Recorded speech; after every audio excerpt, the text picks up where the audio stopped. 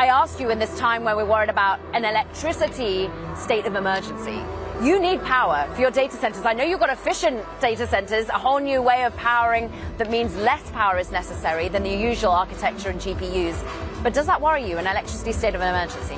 Look, I think as a nation we've underinvested in our infrastructure, including electricity infrastructure. And AI uses a fair bit of power.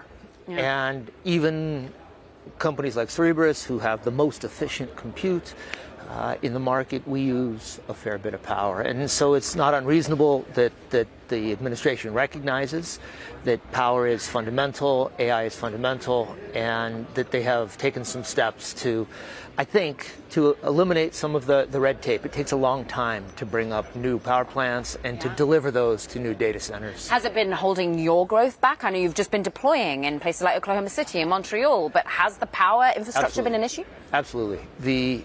Where these facilities are and how limited and how scarce they are is limiting everybody in the industry right now. These are hard to find, they're expensive, they're driving up the cost of AI.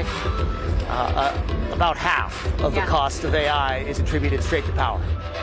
And so I think if we can do a better job at the infrastructure level, then as we provide more compute, right, across the country, we will benefit from AI as its price drops. Well, let's just remind people of your CS3 system.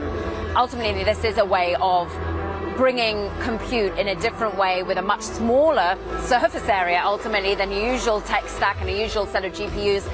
How is that selling into this narrative? How are you able to distinguish yourselves? Because you need less power, because you need less space as well within a data center. That's right. So we chose a very different strategy. We chose to build the world's largest chip, a chip 56 times larger than any previous chip.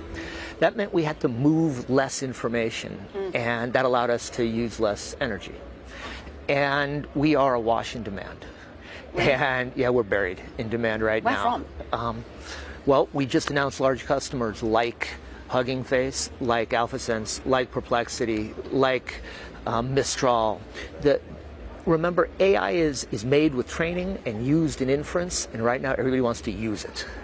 And so there's tremendous demand for blazing fast, low-power inference, and that's what we're bringing to market right now. Mistral, a global player over in France. You have had a lot of exposure to a Middle Eastern player, G42. How are you changing that exposure? Because there have been some anxiety you were too dependent on them as a customer. Well, I think the way you catch three very large customers is to begin with one very large customer. And we began with a strategic partnership with G42, and that's been an extraordinary partnership. And they've been everything we could have hoped for in a partnership. We began deploying with them in the U.S., and through this deployment, we proved to the world that we could build some of the largest data centers, train some of the largest models, and deliver some of the fastest inference in the world. And that's opened the door for others. And now we're in conversations with the largest players in the world. They were a door opener for us and have been an excellent partner. Is that door wide open when you've got such rules as the AI diffusion rule, which potentially limits you selling into allies as well as so-called adversary countries? Look, we've been a big proponent and work closely with commerce. That's a confusing rule, to be honest. Yeah.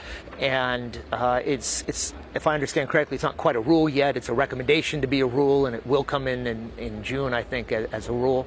I think there are other ways that we could have achieved the same goals, but we support what the Department of Commerce says, and if that's the path, then that's the playbook we use. Do you think it will be, or do you think that they'll navigate away? My view is I think we can achieve the same objectives with a slightly less intrusive approach, and I hope they navigate away. But we weren't, as Cerebras, selling to China long before the rules said we couldn't. Yeah. We thought that was the right thing to do, and so we chose to follow our ethics. So we will do whatever's right. How will you do whatever's right within these public markets? You, of course, are eyeing an IPO. Is now the right time?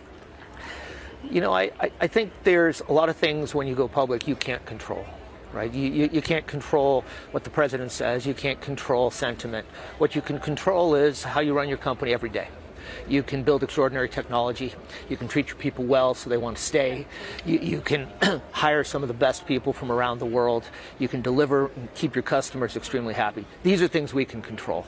And whether you go out in a month or a year, those are things I think that fall into place if you build an extraordinary business. And that's what we can focus on. You can't control others' innovation. We can. And I'm interested in the innovation that DeepSeek brought and the idea that maybe we'll have more and more powerful models with less and less compute need.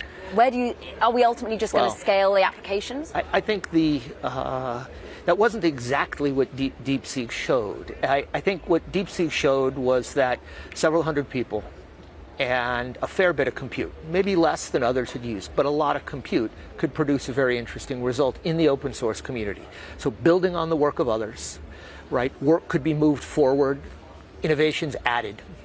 And I think that the public markets have almost always taken the wrong first step when the cost of compute comes down, right?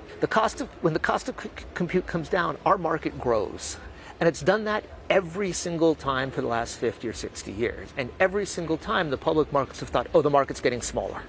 But that's not actually what happens. When the cost of compute, when we can do more for less, new applications burgeon. And this is making the market bigger, not smaller.